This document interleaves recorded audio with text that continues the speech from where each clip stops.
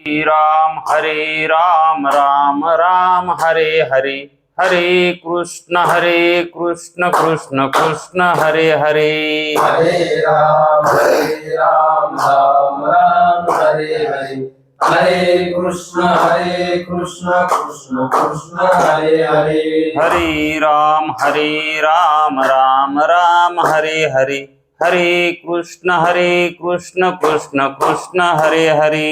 हरे राम राम राम हरे हरे, हरे कृष्ण कृष्ण कृष्ण हरे हरे। कुंडलीक वरदे हरि विठ्ठल, श्री गुरु ज्ञानदेव तुकाराम, पंढरीनाथ भगवान की जय।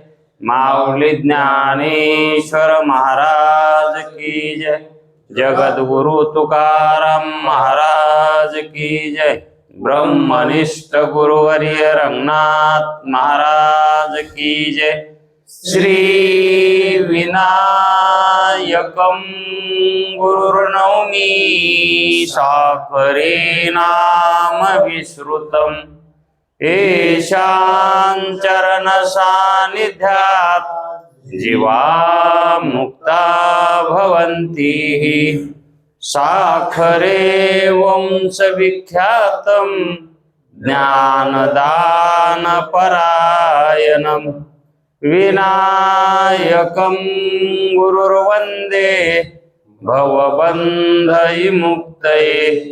श्रीरङ्गनाथं गुरुराजवर्यं मुमुक्षूणां ज्ञानदानेकदक्षं, प्रभावते क्षेत्रनिवासिनं नमामि वेदान्तविदां वरिष्ठं। पुण्डलीकवरदे हरिविठ्ठल श्री गुरु ज्ञानदेव पंढरीनाथ भगवान की जय। माऊली ज्ञानेश्वर महाराज की जय। जो आनंद सत्य प्रकाश विभू आणि आधार नाम रूपास, बुद्धी न जाणे आणि जाणे ही त्यास, तो अपार शुद्ध परमात्मा मिथ्यासे। माझे अपार स्वरूप समुद्रावरती, जणू तरंग ब्रह्मा विष्णू महेश गणपती, सूर्य चंद्र वरुण यम मिरविती, देवी कुबेर ही तैश्यची। जो सर्वज्ञ आणि दयाघन, मुनी हृदयी ज्याचे करीती ध्यान, त्याचे बुद्धी उपाधी करुण, मिथ्या भान मजची माझी होतसे। ज्याच्या अज्ञाने भाषे जगत, जसा दोरीवरी सर्प दिसत, परी दोही ठाई ना सर्प जगत, ते स्वतंत्र आणि स्वयं ब्रह्म मिथ्यासे। पुण्य पुरुषी सदैव निष्काम, बोध प्राप्ती कारणे भजावा राम, तो मिथ्या आहे आत्माप्त काम। तरी गमन कवना करावे म्या, जयांचे केलिया स्मरण, सकळ विद्येचे होय अधिकरण, तेची वंदू श्रीचरण श्री गुरूंचे, ते नमस्कारून आता। चल विचार सागर तरंग पाचवा,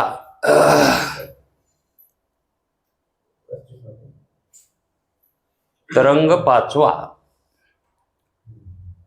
परिच्छेद 33वा, प्रणव उपासनेचा प्रकार। उपासनेचा प्रकार हा उत्तम असावा लागतो। त्या उपासनेमध्ये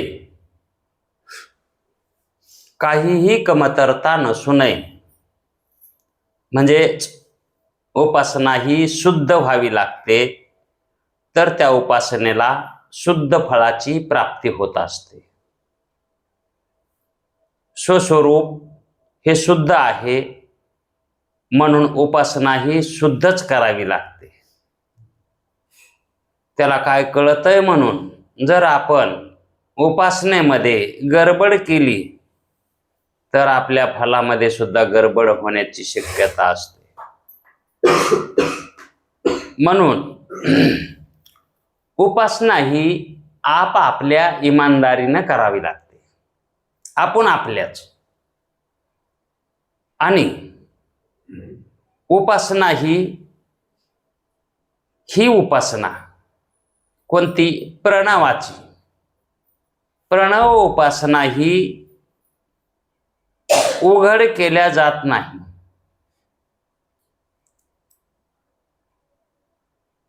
होईल तिथवर ती उपासना आपल्याला सुद्धा कळू नये. आपल्याकडून घडलेली उपासना, आपल्याकडून म्हणजे आपणाला जे आपण मी म्हटलो आहोत त्या अहंकाराला सुद्धा कळू नये. असं का सांगावं लागायलंय? याचा अर्थ प्रणवाची उपासना ही लौकिकात होत नाही, ही एकांतात एकरूपानं होत असते. जिथं आभेद करायचा आहे त्या आभेदाचा आणि वृत्तीचाच संबंध असतो, तिथं जीवाचा सुद्धा संबंध नसतो. म्हणजेच जो प्रमाता आहे तो प्रमाता देहादी कार्यामध्ये निमग्न असतो आणि आपणाला त्या परमात्याच्या वृत्तीवर लक्ष ठेवून जर राहिलो तर आपलं हित होणार नाही. म्हणून जो साक्षी आहे त्या साक्षीच्या ठिकाणी लक्ष जर असेल तर प्रणवाची उपासना होत असते. कारण साक्षी हेच आपलं सत्य स्वरूप आहे, जीव स्वरूप नाही. जीव ही कल्पना आहे, वास्तविक मिथ्या आहे. जीव हा खरा नव्हे, ही मायाच आहे. म्हणजेच विशेष स्वरूपाने त्या ब्रह्माचं म्हणजेच आत्मतत्वानं ज्ञान व्हावं लागतं. म्हणून वृत्तीला तसं करावं लागतं, वृत्तीला व्यापक करावं लागतं. वृत्ती व्याप्तीमध्येच ब्रह्माचं ज्ञान होतं, वृत्ती व्याप्तीमध्येच होतं. वृत्ती जीवाची संकुचित आहे, त्या वृत्तीनं ते ज्ञान होणार नाही. म्हणून त्या जीवाला सुद्धा कळत नाही. कुठं जीवाला कळायले? म्हणून जीववृत्ती सोडून आत्मवृत्ती धारण करावी आणि आत्मवृत्तीनं ब्रह्माचं ज्ञान जे करून घेतात त्यालाच प्रणवाची उपासना म्हणतात. अशी उपासना क्वचित कुठेतरी आढळून येत असते आणि ती दिसतही नाही, कळतही नाही. संबंध असला तरीही त्या व्यक्तीचा दुसऱ्या व्यक्तीशी संबंध जरी असला तरी कळत नाही. आणि हे तर असं उघड सांगायचा विषयही नाही. म्हणून तर आपणाला दारं खिडक्या बंद करून हा विषय सांगावा लागायला. हा विषय मोठ्या समाजामध्ये सुद्धा सांगता येत नाही, कारण तिथे या विषयाचे अधिकारी नसतात. आणि प्रणवाचे अधिकारी असतील तर ते आपल्याला सुद्धा कळायचे नाहीत. एवढा सूक्ष्म अध्यात्माचा विचार आहे. म्हणून ही उपासना निर्गुणाची आहे, निर्गुणाची उपासना आहे ही. आणि ती उपासना उपास्य उपासक हे जे भाव आहेत, उपासक आत्मा आहे आणि उपास्य दैवत ब्रह्म आहे. म्हणून आत्म्याने केलेली उपासना आहे, आत्मज्ञानाने केलेली उपासना आहे. ज्याचं आत्मज्ञान अशुद्ध आहे तोच शुद्ध करण्यासाठी निघालेला आहे. म्हणजे शेवटची उपासना आहे. ही उपासना झाली की पुन्हा उपासना शिल्लक राहत नाही. का? तर जे उपासक आहे ते उपास्य स्वरूप होत असतं. जे कार्य असतं का ते कार्य कारणरूप होत असतं. कार्य जर कारणरूप झालं तर त्या ठिकाणी कार्यकारण हा भेद शिल्लक राहतच नाही. गाडगं फुटलं की ते मातीरूपच होत असतं. आकार गेला की ते मातीरूपच होत आहे. तसं कार्यकारणाचा भेद कुठपर्यंत आहे? जोपर्यंत आकार आहे आणि तो आकारच आपणाला सत्यत्वानं वाटत आहे तेव्हाच भेद आहे. म्हणून कार्यकारणाचा अभेद करून, नामरूपाचा अभेद करून ब्रह्माशी ऐक्य करणं यालाच शेवटचा परमार्थ म्हणतात. परमार्थाची शेवटची अवस्था म्हणतात. तेच या ठिकाणी कालच्याच परिच्छेदामधलं सांगायचं शिल्लक राहिलेलं आहे. म्हणून सगुण ब्रह्मचिंतनाने, कालचा विषय काय झालाय? सगुण ब्रह्मचिंतनाने मिळणाऱ्या ब्रह्मलोकाचीच प्राप्ती होते. तेथे त्या लोकामध्ये तेथे ब्रह्मदेव समान भोग भोगून, जसा ब्रह्मदेव भोग भोगतो तसे भोग भोगायला मिळतात ब्रह्म उपासकाला. पण त्याला प्राप्ती कशाची होते? ब्रह्मलोकाची होते. कामून त्यानं उपासना कोणाची केली? सगुणाची केली म्हणून त्याला ब्रह्मलोक प्राप्त होतो. जेव्हा ज्ञान होते तेव्हा मोक्ष होते. हा तर नियम आहेच. जेव्हा ज्ञान होईल तेव्हा.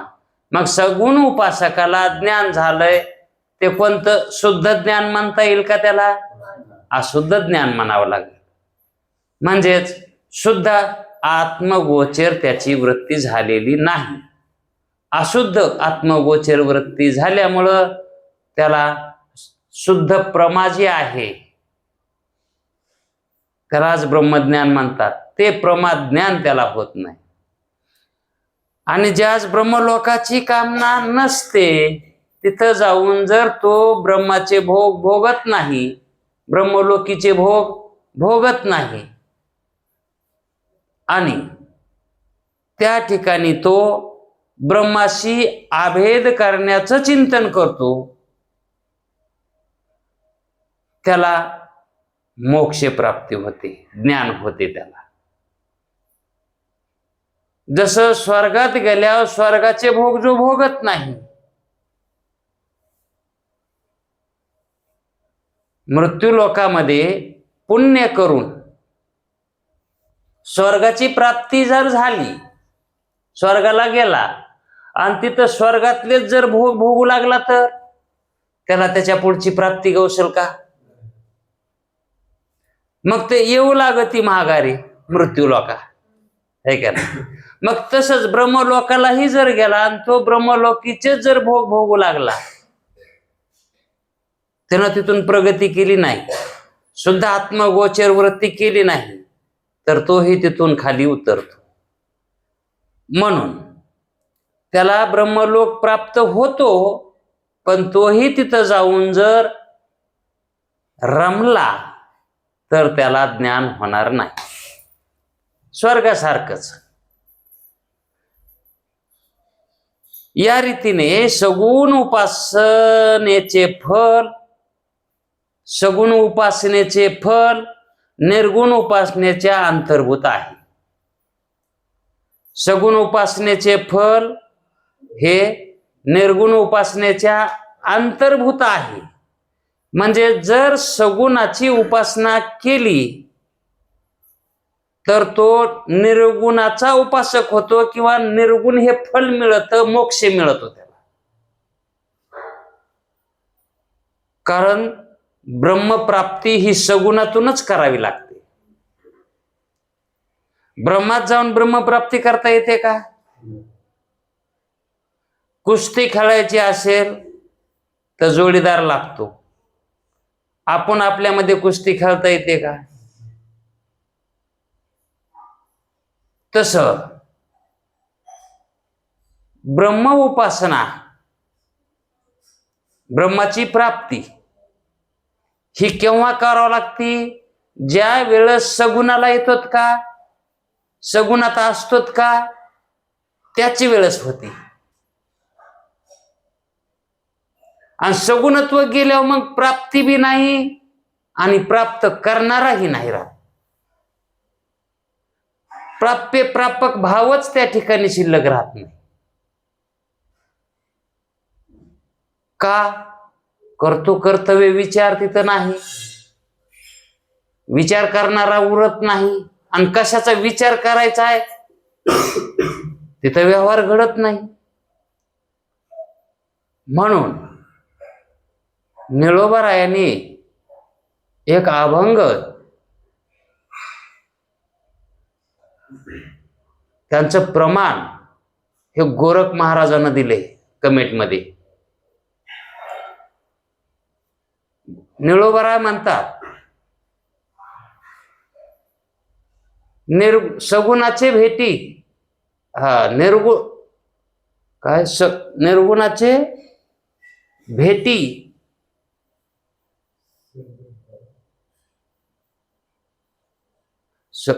आपण काल नाही, सगुणाचे भेटी निर्गुण पावलोगा काहीतरी असं. सगुणाच्या संगे निर्गुणाचे भेटी, हे सगुणाचे संगे, कोणाच्या संग आहे? सगुणाच्या संग. संग कुणाचा केलाय? सगुणाचा केला. आणि प्राप्त काय करायचंय? निर्गुण करायचंय. आणि जर सगुणाचा संग नाही झाला तर निर्गुणाची भेट होईल का? कारण निर्गुणाचे जे संस्कार आहेत, निर्गुणाचं जे ज्ञान आहे ते सगुणातच होतंय, हे का नाही? आणि सगुणामुळेच गेलेलं होतं. जे ज्ञान होतं का ते मूळचं अहम ब्रह्मास्मी हे कशामुळे गेलं होतं? सगुणात आल्यामुळं. आणि मग ज्याच्यात गेलंय त्याच्यातच गवसत आहे. जिथं हरवलंय तिथंच सापडत आहे. पण जिथं हरवलंय तिथं सापडण्यासाठी तितकी अक्कल असावी लागते, है का नाही? नाही तर हरवलंय घरात आणि धुंडायलेत बाहेर. ते गुरुजी दृष्टांत सांगत होते. ती एका म्हातारीची घरामध्ये सुई हरपली, घरात हरपली. आणि मग तिथं अंधार, घरात अंधार झाला. मग ती गौस तिथं कशी गौसन अंधारात? मग ती लागली उजेडात बाहेर येऊन. बाहेर रस्त्यावर लाईट होती, तिथं उजेड होता. ती म्हातारी तिथं लागली धुंडायला. मग असाच एक जण म्हणला, आजी काय धुंडायला? म्हणली, अरे बाबा सुईच पडली. म्हणला, गवसू लागू का? ते म्हणली, बरं होईल. ते बी गवसायला, पण गवसाच ना. मग सहज म्हणला, कुठे पडली? म्हणली, घरात. आणि इथं का म्हणून गवसायला? घरात अंधार आहे ना. मग जिथं पडलंय तिथं गवसन. हो. आता मोप समजा प्रकाश रूप, स्वयंप्रकाश रूप आहे, परब्रह्म स्वयंप्रकाश रूप आहे. पण तिथं आपण आपल्याला सापडता येईल का? मग ते सापडन असं आपलं जे काही ध्येय आहे ते ध्येय सगुणातूनच प्राप्त करावं लागतं. म्हणून निळोबाराय म्हणतात, मला सगुणाच्या संग निर्गुणाची प्राप्ती झाली. त्याची भेट, निर्गुणाची भेट सगुणामध्ये प्राप्त झाली. आणि परमार्थ कुठं करावा लागतो आता? खाली उतरून. परमार्थ सगुणातच होतो ना हो. जो गुणासहित आहे आणि गुणाला धरूनच परमार्थ करावा लागतो ना. जसा सत्वगुणाने परमार्थ होतो का नाही? पंढरपूरच्या वारीला जायचंय, रजोगुण लागतो का नाही? चालायचं म्हणल्यावर चलन वलन क्रिया कुणाची? रजोगुणाची, हे का नाही? म्हणून गुण असल्याशिवाय परमार्थ करता येत नाही, हे का नाही? पण ध्येय निश्चित करावं लागतंय, पंढरपूरला जायचंय. तसं ध्येय निश्चित करावं लागतंय, वृत्तीनं निर्गुण प्राप्त करायचंय, मोक्ष प्राप्त करायचा आहे. म्हणून अधिकार अंतःकरणामध्ये बांधून परमार्थ जर केला तर ध्येय दूर नाही. तो जो करायलाय का तोच त्याचं ध्येय आहे, त्याच्यापासून तो वेगळा नाही, असा त्याचा अभेद आहे. जे प्राप्त करायचंय का आणि जो प्राप्त करायला निघालाय का तेच तो आहे. त्याला दुसरं काहीच सापडणार नाही, त्याला तेच गवसाणार आहे. म्हणून सगुण असतानाच आत्मप्राप्ती म्हणजेच ब्रह्मप्राप्ती ही करून घ्यावी लागते. जोवर सगुणता आहे तोपर्यंत. आणि मग सगुणता गेल्यावर परमार्थ करून जाती सगुणा का परमार्थ न करता जातय सगुण पण? है का नाही? मग परमार्थ न जर केला तर सगुण पण तसंच राहतंय ना. मग पुन्हा करू, आता जरी नाही झालं पुढच्या जन्मात करू, काही कालानं करू. पण आयुष्य जात आहे पहा, काळ जपत असे महा, स्वहिताचा घोर व्हा, ध्यानी राहा श्रीहरीच्या. हे आपल्या हातात नाही ना. पुढचा जन्म मनुष्याचाच येईल. संचित काय आहे आपलं? जर संचिताचं पान जर खराब निघालं तर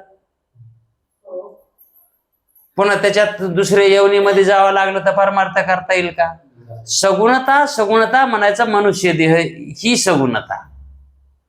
चांगल्या गुणानं युक्त असणारी उपाधी.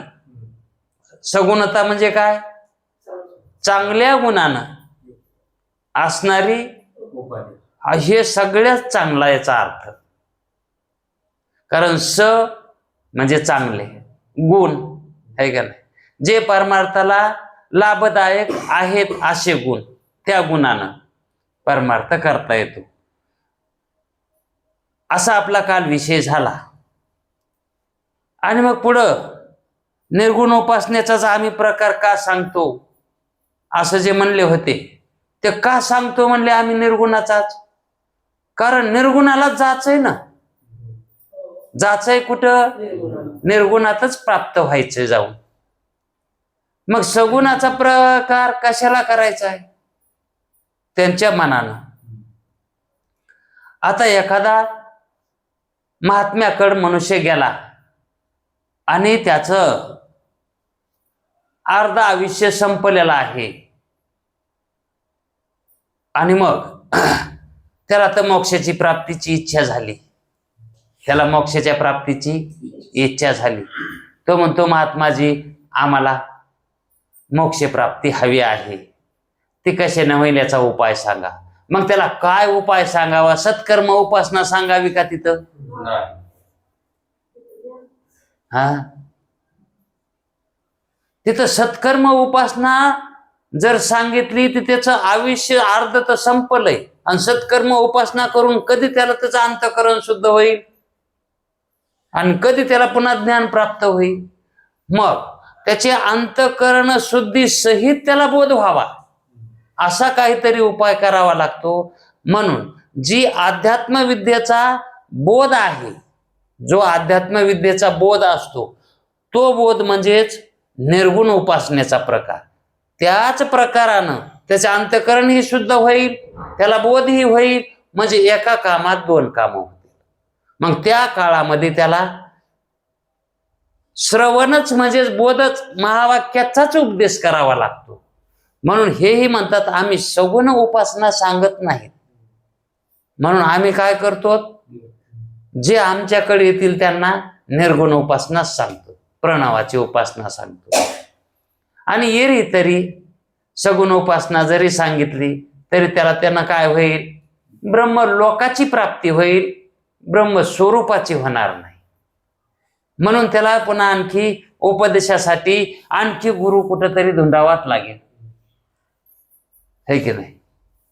म्हणून जर याच जन्मात होत असेल तर का ना करू नये मग ब्रह्मप्राप्तीच, मोक्षप्राप्तीच.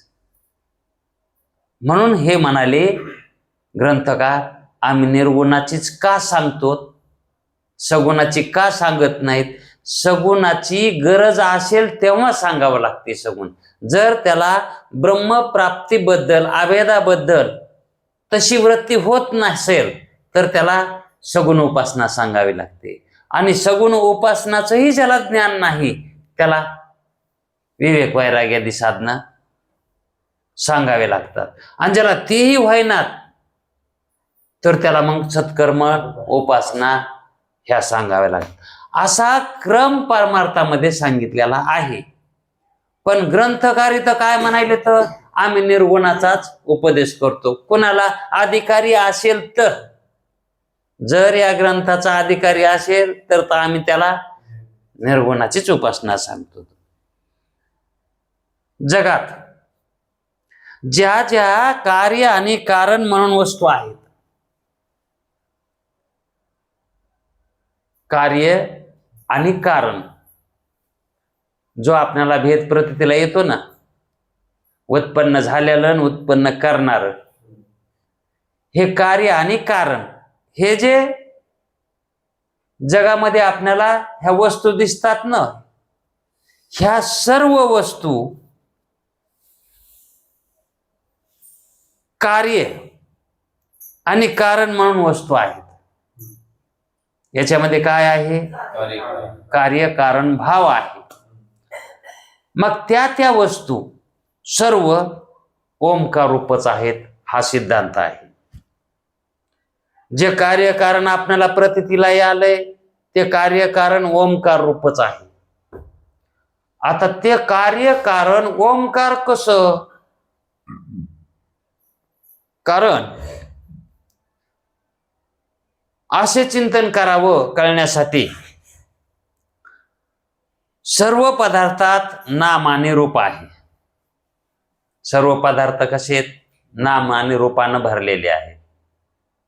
नाम आणि रूप म्हणजेच पदार्थ, किंवा पदार्थालाही नाम असतं, है का नाही. पदार्थ वाचून नाम देता येत नाही. मग नाम कशाला असतं, पदार्थाला, आकाराला. नाम कशाला आहे, आकाराला नाम आहे. म्हणून नाम आणि रूप असे दोन भाग आहेत जगामध्ये. जे आपल्याला प्रतीला यायले ते सगळं काय आहे, नाम आणि रूपच आहे. आणि ते सगळं ओमकार रूप आहे. प्रणवाच्या वाचेचा या ठिकाणी प्रकार चालू आहे. म्हणजेच अभेद चिंतन कसं करायचं, त्यामध्ये रूप भाग, रूपाचा जो भाग आहे तो आपापल्या नामा भागाहून पृथक नाही. जेवढे म्हणून रूप आहेत, आता वस्तू म्हणलं की तिला रूप येतं, आणि त्या रूपाला नाम आहे, त्या रूपाला मग प्रत्येक नाम वेगवेगळं आहे आणि प्रत्येक रूप मग त्या वस्तूच्या नाम भागाहून पृथक नाही. काय, रूप. त्या रूपापासून जर नाव वेगळं जर केलं तर मग काय म्हणून सांगाव ती वस्तू? ती वस्तू हा नाम काढून घेतलं त्याच्यातलं, काय म्हणायचं त्याला? तसं ते म्हणतात त्या रूपाहून नाम पृथक म्हणजे वेगळं नाही. नाम आणि रूप हे एकच आहे. कारण पदार्थाच्या रूपाचे नामानेच ग्रहण किंवा त्याग होतो. ग्रहण म्हणजे स्वीकार, त्याग अस्वीकार. नको, हवय, पाहिजे. मला मारलं कोणी, त्यानं कोणी नाम पाहिजे ना. हो, म्हणून नाम त्या ठिकाणी जर नसेल तर त्या ठिकाणी कोणी मारलं म्हणून कळत नाही. मग कळत कशानं? नामानं कळत. मग नामामध्ये काय आहे? ज्ञान आहे. नामात काय आहे? आणि रूपात आहे का?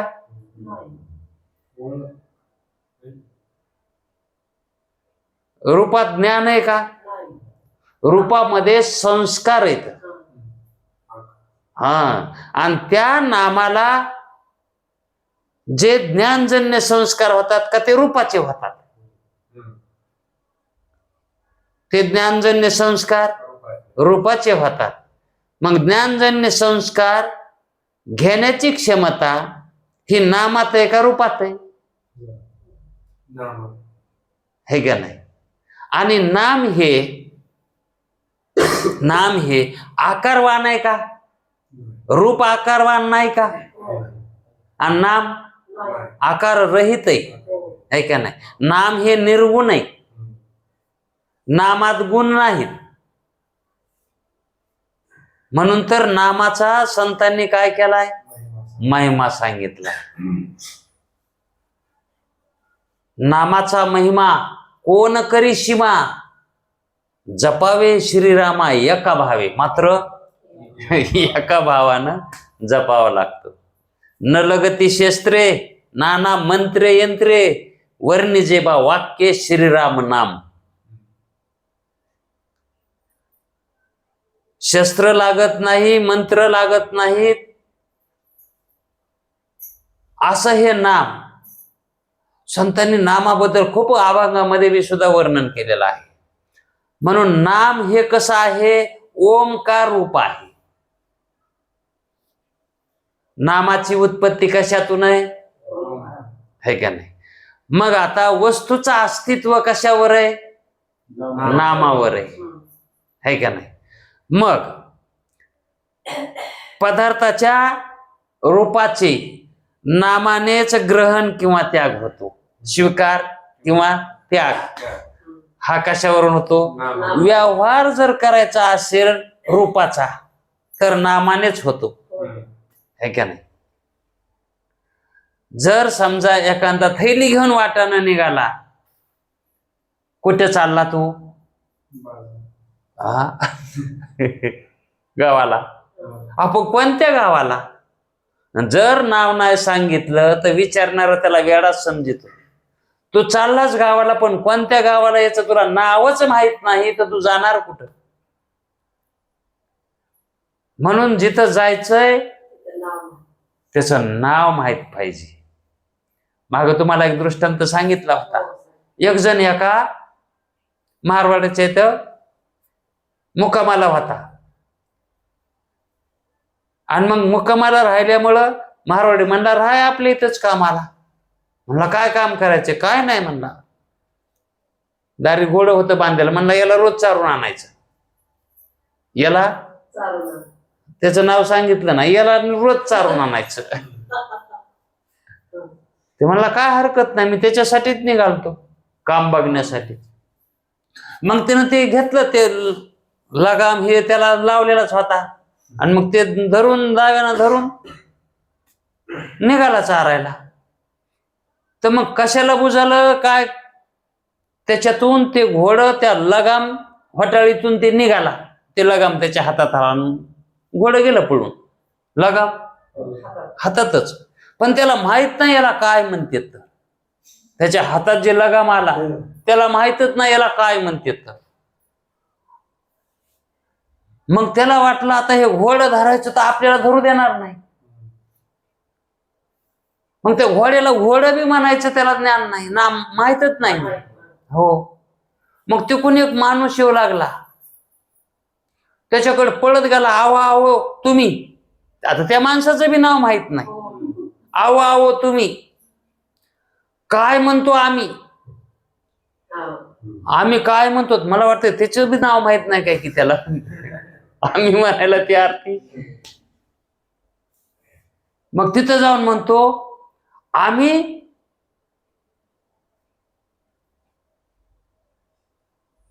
जिथं होतो रात्री त्याला जाऊन सांगा, त्याला जाऊन सांगा ह्याच्यातलं हे गेलं म्हणून. ते लगाम पुढे गेला म्हणलं याच्यातलं हे गेलं. आता ते ऐकणारानं काय समजा? एक कुठेच नाव याय नाही ना. लगामाचं नाव माहित नाही, घोड्याचं नाही, त्या घोड्याच्या मालकाचं नाही. हा.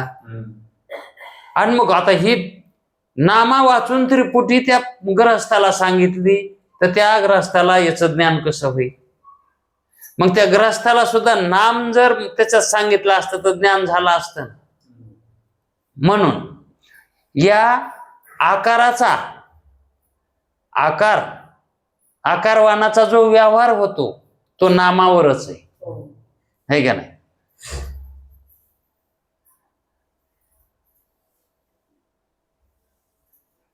नाम समजल्या वाचून केवळ पदार्थाच्या आकारापासून व्यवहार सिद्ध होत नाही. म्हणून सर्व पदार्थाचे सार नाम आहे. सगळ्या पदार्थाचं सार काय? आणि सार खरं असतं का आसार? मग आकार आसार आहे का सार सार आहे? नाम सार आहे. मग आसार आसार आहे का नाम सार आहे? नाम सार आहे ना, आकार आसार आहे का नाही? मग आसार आसार आहे का सार सार आहे?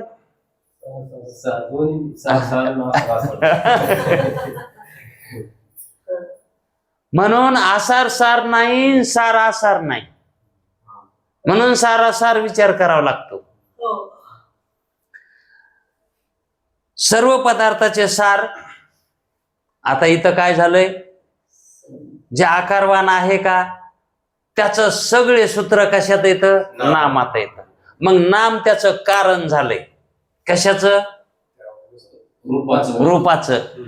स्वप्नामध्ये जे आपल्याला रूप दिसतात, आकार दिसतात, त्याचं अधिष्ठान कोण सांगितलं होतं? ज्ञान. स्वप्न पदार्थ कशात उत्पन्न होतात? ज्ञानातच उत्पन्न होतात. साक्षी अविद्या उपाधीने पदार्थाची उत्पत्ती करतो, अविद्या वृत्तीने, हे का नाही? मग त्या ठिकाणी उत्पत्तीला कारण अविद्या वृत्ती सांगितली, उपादान कारण, हे का नाही? आणि निमित्त कारण साक्षी चैतन्य सांगितले, म्हणून त्याला साक्षी भाष्य म्हणतात स्वप्नाला, हे का नाही? मग स्वप्नात जेवढे म्हणून आपल्याला आकारवान पदार्थ दिसले त्या आकारवान पदार्थाचं अधिष्ठान ज्ञानच आहे. ज्ञान म्हणजेच काय? नाम. म्हणून नाम सार आहे. नाम काय आहे? सार आहे. कशाचं सार आहे? आकारवान पदार्थाचं सार आहे. कार्याचं सार कारण असतं. कार्याचं सार हा. म्हणून कारणाला महत्व द्यावं का कार्याला द्यावं? का म्हणून? तर ते सार आहे. मग साराला महत्व असतं. आसाराला महत्व असतं का? मग जेवढे म्हणून कार्य आहेत ते सगळे कसे आहेत? आसार आहे. आणि त्या आसाराचं अधिष्ठान सारूप असणार कारण नाम हे त्याचं अधिष्ठान आहे. म्हणून आता कार्य अध्यस्त आहे आणि त्याचं कारण अधिष्ठान आहे. कार्याचं कारण कार्याचं अधिष्ठान आहे का नाही? म्हणून अधिष्ठानाचं ज्ञान झाल्यावर अध्यस्थाचं काय होतं? दोरीचं ज्ञान झाल्यावर अध्यस्थ सर्पाचं काय होतं? अधिष्ठान रूपच होते. हा, है का नाही? दोरीचं ज्ञान झालं की सर्प दोरीच होतो, है का नाही? तसं अध्यस्थ असणार आकारवान कार्यरूप जगत, आकारवान कार्यरूप असणार जगत हे अध्यास रूप आहे. मग याचं अधिष्ठान काय आहे? नाम म्हणजेच आत्मा, ज्ञान, है का नाही? मग जर त्या अधिष्ठानाचं ज्ञान झालं, आत्म्याचं ज्ञान झालं, तर जगत काय होईल? अध्यस्थ असणारं जगत काय होईल? आत्मरूपच होईल, अधिष्ठान रूपच होईल. कारण जगत अध्यस्थ आहे कशावर? आत्म्यावर, है का नाही? म्हणून ते आत्मरूपच होणार. म्हणून सर्व पदार्थाचे सार काय आहे? नाम आहे. सर्व पदार्थाचं अधिष्ठान नाम आहे. याच अभिप्रायाने आता हीच युक्ती आता पुढे घ्यायची. याच अभिप्रायाने सर्व संतांनी नामाचे महात्म्य फार वर्णन केलेले आहे. आकाराचा नाश झाला असता, आकाराचा नाश झाला असताही जर समजा आकाराचा नाश झाला तर शिल्लक काय राहतं? नाम शिल्लक राहतं, है का नाही? सर्पाचा बाध झाला की शिल्लक काय राहतं? अज्ञानाचा बाध झाला की शिल्लक काय राहतं? ज्ञान राहतं, है का नाही? म्हणजे सार शिल्लक राहतं, है का नाही? सार शिल्लक राहतं. शेवटी दूध इरजणात टाकलं तर त्या ठिकाणी दुधामध्ये काय होतं? परिवर्तन होतं, दह्यात होतं. पुन्हा दह्याला जर घुसळण केलं तर त्याचं परिवर्तन कशात होतं? लोण्यात होतं. आणि पुन्हा त्या लोण्याला जर अग्नी द्याला तर त्याचंही परिवर्तन काय होतं?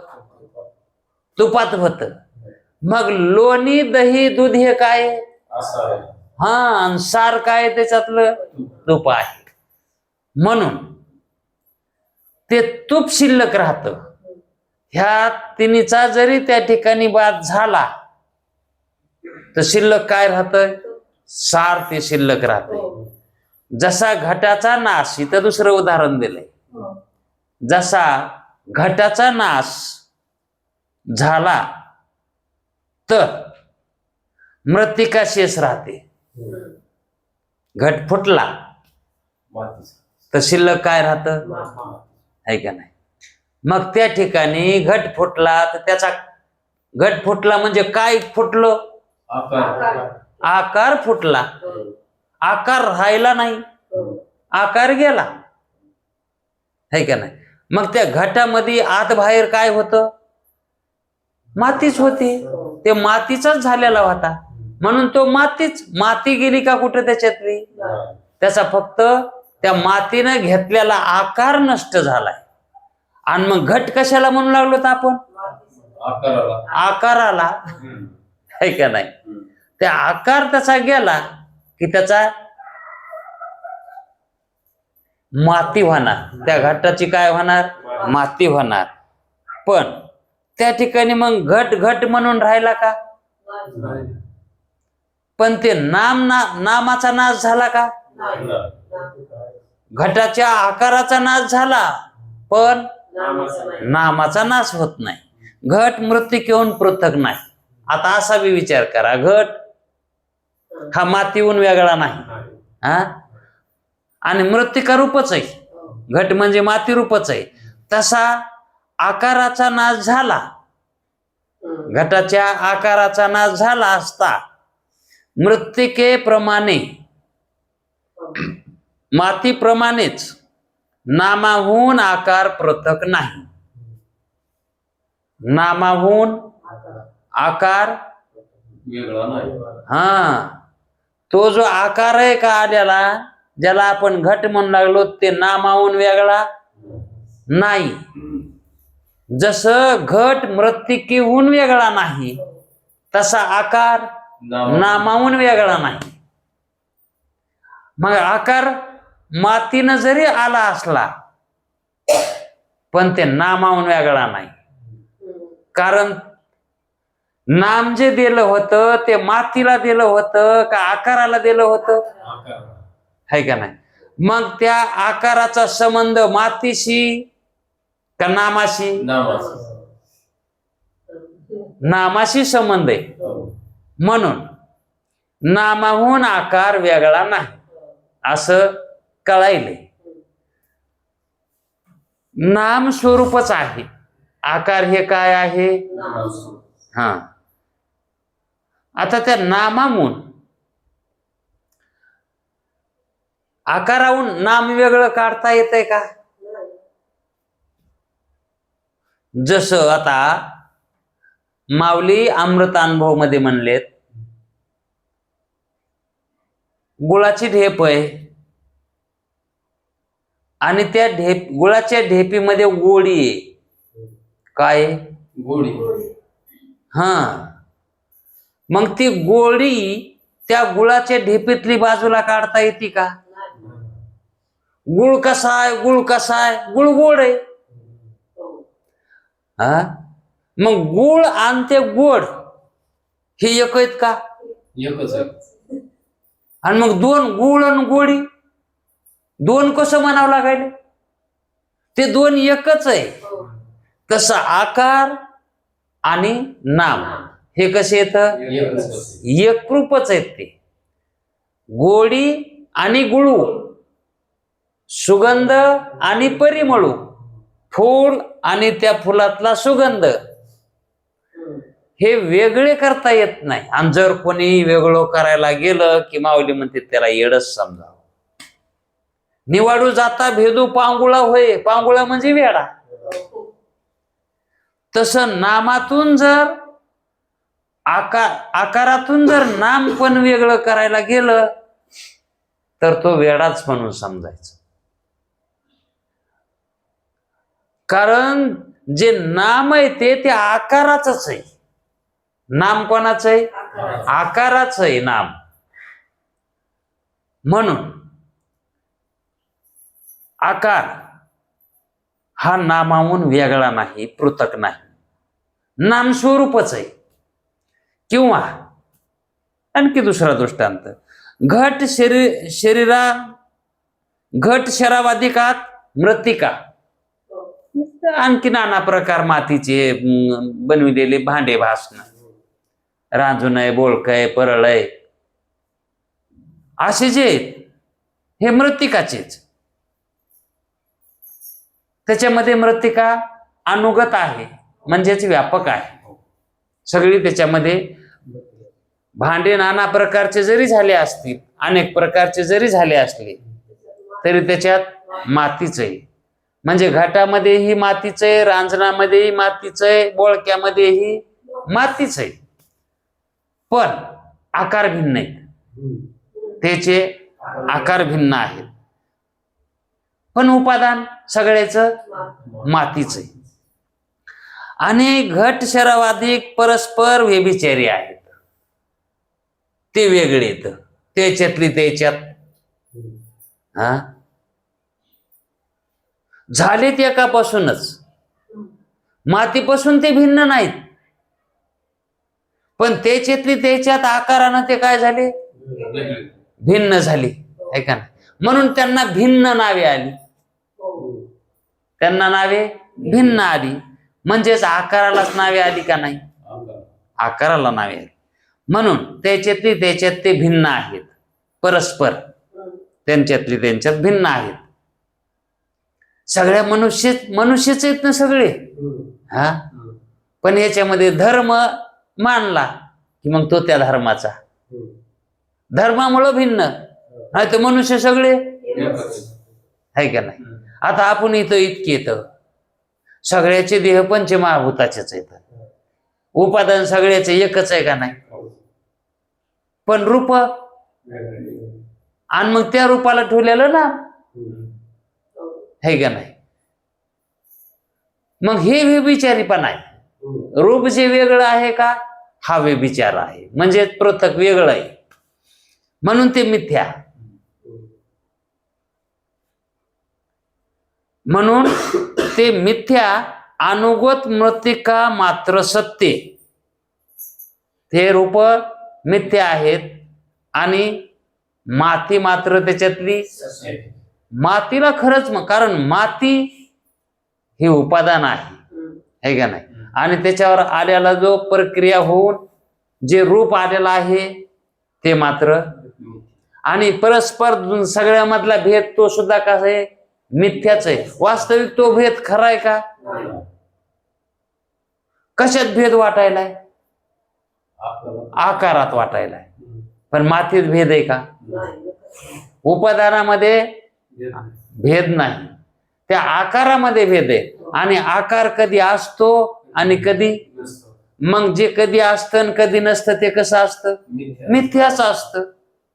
म्हणून माती मिथ्या नाही, ते आकार मिथ्या दृष्टांतामध्ये, मात्र मृत्तिका मात्र सत्य, त्याच्यातले अधिष्ठान आहे. घटाचे आकार अनेक, घटाचे आकार अनेक होतील, परंतु त्या सर्वांचे नाम एक, नाम सुद्धा घट अनेक केले समजा, सगळे त्याला म्हणणार गाडगे गाडगे, हे का, नाम एकच आहे आणि अनेक घट आहेत. म्हणून नाम सगळ्याचं एक आहे, म्हणून मिथ्या आकार, त्याच्यातला आकार काय आहे, मिथ्या आकार, सत्य नामाहून पृथक नाही. मिथ्या आकार, आकार कसा आहे मिथ्या, पण सत्य नामाहून वेगळा आहे का नाही. आता आकार मिथ्या आहे आणि नाम कसं आहे सत्य, आणि त्याच्याहून वेगळं नाही. आता हे पटन का बरं, कोणाला सांगा बरं. आता असं हे नाही पटणार पटवून द्यायचंय आणि मग हे कुठे बी सांगायला जमन का. आता किती गुह्य हे, मग गुह्य गोष्ट कुठे बी सांगतेत का. अहो व्यवहारात जर चार माणसात माणूस बसलेला असन आणि तर जर त्याला जर व्यवहारातलं काय बोलायचं असलं तर त्याला तिथं बोलत नाही चार माणसात, त्याला कुणकी तिथं.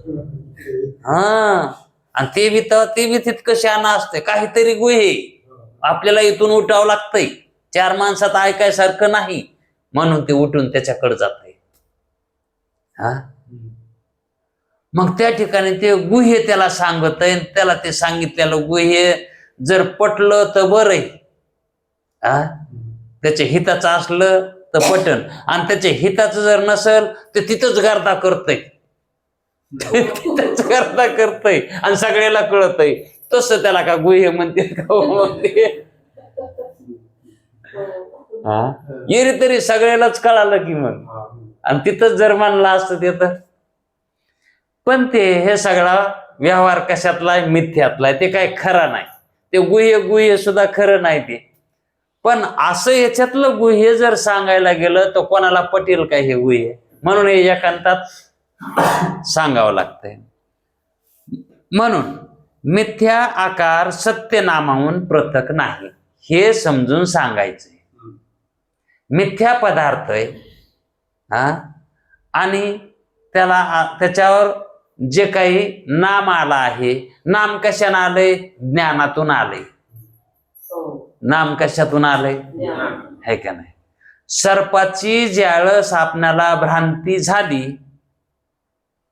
दोरीवरच्या सर्पाची ज्यावेळेस भ्रांती झाली, दोरीचं अज्ञान झालं आणि सर्पाची भ्रांती झाली, उत्पन्न सर्प तिथं झाला, त्या काली त्या सर्पाची उत्पत्ती अविद्या उपादान कारण आहे त्याला, है का नाही. त्या अविद्येनं तो सर्प पदार्थ उत्पन्न झालाय, पण त्या सर्पाला जे सर्प हे नाव दिलं हे कोणी दिलंय? त्या अविद्येनं दिलंय का? नाही. त्या उपादान कर्त्यानं दिलंय का? नाही. नाही. ते अंतःकरणोपहित जे चैतन्य आहे का, सत्वगुण अविद्यावृत्तीनं त्यानं नाव दिलंय तिथं. सत्वगुण अविद्यावृत्तीनं. अविद्याच आहे तिथं बी त्या ज्ञानाला उपादान कारण, पण त्या अविद्येमध्ये सत्वगुण प्रधान असल्यामुळं त्या ठिकाणी ज्ञानाची उत्पत्ती झाली आणि अंतःकरणामध्ये ज्ञानाचीच उत्पत्ती होत असते. म्हणून अंतःकरणोपहित चैतन्य त्या ज्ञानाला कारण. मग वृत्त्युपहित म्हणा की अंतःकरणोपहित म्हणा एकच, कारण अंतःकरणातलंच तेच वृत्त्युपहित झालेलं असतं. म्हणून ते ज्ञान जे आहे सर्प सर्प म्हणून त्या सर्पाच्या आकाराचं ज्ञान. सर्प हा पदार्थ आहे ना, त्या पदार्थाला नाव काय ठेवलंय? सर्प है का नाही? ते सर्प हे नाव अंतःकरणानं ठेवलंय, अंतःकरण उपहित चैतन्यानं. ते ज्ञान आहे, ते ज्ञानानं त्याचं प्रकाशन केलंय, नाम देऊन प्रकाशन केलंय त्या आकाराला, है का नाही? म्हणून जो आकारवान असतो तो कसा आहे? सत्य आहे का? सर्प कसा आहे? तो भासलेला आहे. आणि त्याला नाम जे दिलंय, हा, मग ते नाम कसं आहे? हीच फोड झाली की झालं. आता पदार्थ मिथ्या आहे आणि त्या मिथ्या पदार्थाला जे नाम दिलंय ते नाम सार आहे, ज्ञानच आहे ते. मग ते ज्ञान मिथ्या का? पदार्थाचा नाश झाला तर त्या पदार्थाच्या ज्ञानाचा नाश होतो का? नामाचा नाश होतो का? कारण ते अविनाशी है की नाही? मग मिथ्या पदार्थ बाधयोगी, त्याचा बाध होतो, पण त्याच्या नामाचा होतो का? नाम अबाध्य आहे, नाम बाधक नाही, नाम जाचक नाही. जर समजा तुमच्या समोर तुम्हाला सर्प जर म्हणलं तर तुम्हाला भीती वाटते का? म्हणून नाम भीतीदायक आहे का? मग नाम सुखरूप आहे, नामामध्ये दुःख नाही आणि आकारामध्ये, कारण मिथ्या पदार्थामध्ये दुःख आहे आणि सत्य पदार्थामध्ये दुःख नाही. म्हणून नाम हे सत्य आहे, म्हणून त्याचा नाश नाही, सत्याचा नाश होत नाही. आणि सत्यात जर त्याचा नाश मानला तर त्याला सत्य म्हणता येणार नाही, है का नाही? म्हणून नाम चांगले चांगले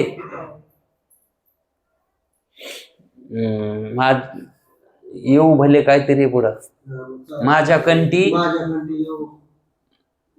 राहो भले माझ्या कंठी. हा, म्हणजे एवढं नाम कसं आहे? चांगलं आहे का? म्हणतं ते अविनाशी आहे म्हणून. म्हणून या रीतीने सर्व पदार्थाचे आकार आपापल्या नामाहून भिन्न नसून नाम स्वरूपच आहेत.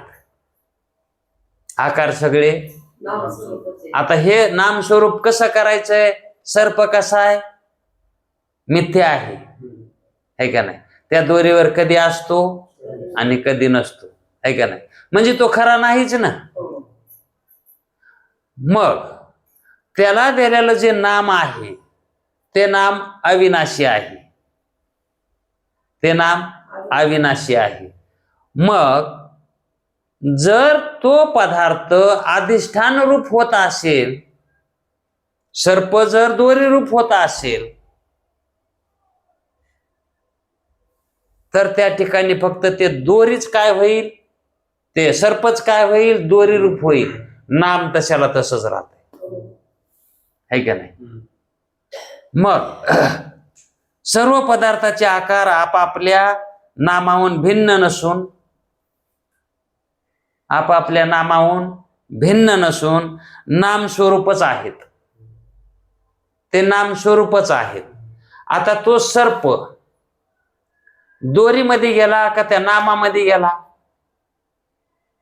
त्या सर्पाचा जो बाध झाला, जो अध्यास रूप असणारा सर्प, याचा जो लय झाला, नास्त म्हणता येणार नाही, मग याचा लय झाला. मग त्याचा लय दोरीत झाला का नामात झाला?